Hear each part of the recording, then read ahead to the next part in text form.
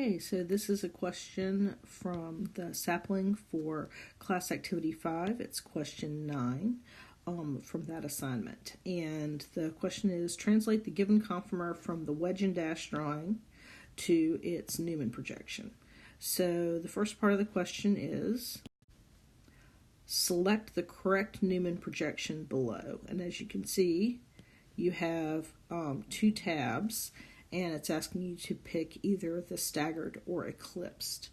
And okay, so over here you have the wedge and dash drawing. And so the first thing that you should do is build the model.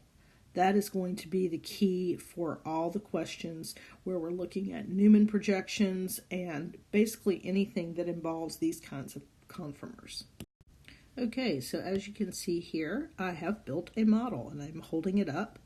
And what I've got here is I've got the red right here.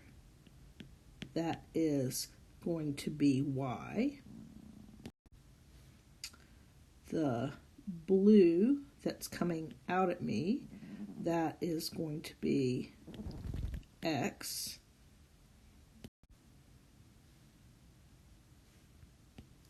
And the yellow that is down here, that is going to be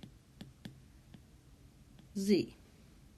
Okay, and let's note, okay, so there's H, and that's in the plane of the paper, so there's that H bond. Here is the carbon coming out in the plane of the paper, and then dashed going back, that hydrogen, it's a little hard to see. I erased that wedge so that you can see that the hydrogen is going back like that. Okay, so the next step is to figure out, is this an eclipsed or staggered conformation? And as you can see, the Z and the H, those are in the same plane and they're anti to each other, and all the different groups aren't overlapping, so this is definitely a staggered conformation. So I would click the tab that says staggered, and now I have to decide where X, Y, and Z are.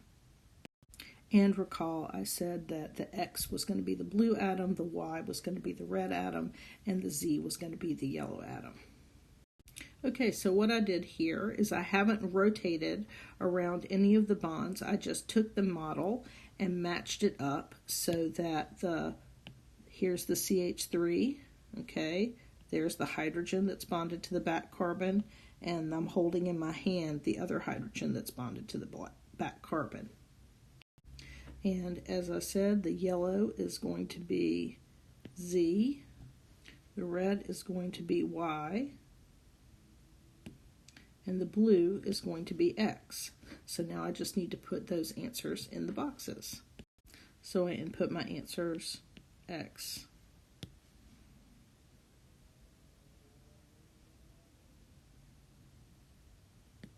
Y, and Z.